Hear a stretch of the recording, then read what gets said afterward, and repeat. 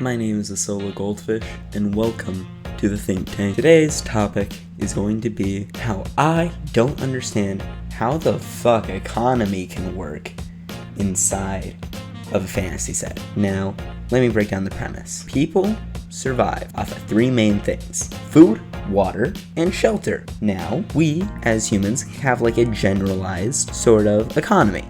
Like, yeah, sure, like there's exchange rates and different like currencies, but the point is we all have similar needs. Now you plug this same idea and same thinking into a fantasy setting and it all falls apart immediately, because you got races like giants, which would need insane amounts of food and water and shelter in order to survive. Then you have things like fairies, which could like sip some dew off of like the flowers and just like chill in a birdhouse and be living in a lap of luxury. And it doesn't make any sense to me how any form of centralized economy would ever work inside of a fantasy setting due to this exact reason. Like, you really just have to stop and think about how wildly crazy this size difference is and how much it would make between a fairy and a giant. Fairies on average are like 6 foot to like a foot tall on like the really large end. That means like your average fairy, let's just assume like 6 foot if we're just going by like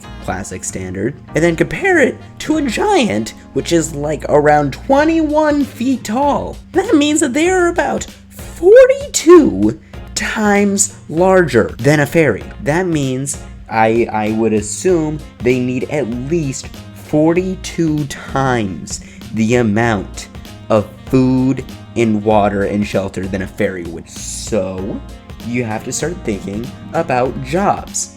What kind of jobs would a fairy be working compared to the kind of jobs that giant would get the 42 times more payment in order to be able to survive on the same stuff that a fairy would? A fairy could probably just get a job, I don't know, like being like a water boy, just like moving stuff around, like making sure everything's all nice and tidy for like some dude that they like just moved in with.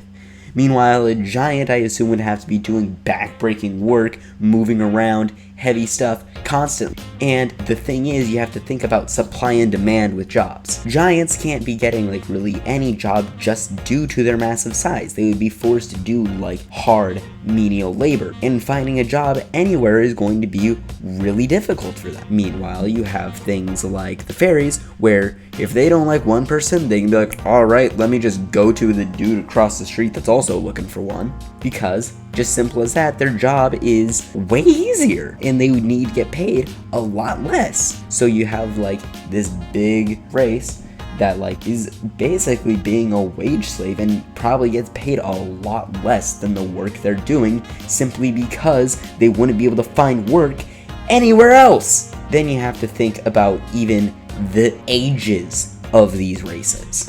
Like, you have to think about how long some species live in fantasy settings. Like, you have regular stuff, like you have like your orcs, humans, dragonborn, stuff like that live to be around like 80 to 120 years. And then again, we see things like elves and the goddamn fairies that live to be in the thousands. So you got like Jim, your average everyday human, works hard, makes investments, gets a 401k, works his whole life, hits 80, puts it out, maybe has a pension, and gets to live his retirement. Then you got like Etheroth, the elf over here, that's like 200 years old, has been investing in stuff since he was 20, got a bunch of money from daddy, like Zaphroth or something like that. I can't think of any elf names on the spot. Bunch of money from his dad, probably in the millions of gold or whatever, because his dad lived to be like 1,800 and decided to give it to him when he died. Now he's living in like his 200s. Again, has been investing since he was like 20 with daddy's money, and is now able to retire and live for the next 800 years without anything, living in his big old mansion. Meanwhile, all of the races that live way shorter lives get to just live in the slums because all of the fairies and elves and stuff like that are running the Wall Street and everything because they just have more money because they just live for insanely long times and have a chance to just get this much money. Now, this kind of brings up the idea that a friend brought up to me is, well, what if they had like separated like economies? Like, you go into a bar and you got like several different menus depending on like what like size your race is. Like if it's like this amount, you get this much, or if you're above this height, you get this much. But that doesn't make sense when you're looking at like the shop owners. The shop owner is like, nice. Fairies, they get charged the same amount as the humans, and I give them like a teaspoon of wine. But then you got like the giant that comes in and is like, all right, I'll take your entire stock, and they have to pay for the same amount as a human does.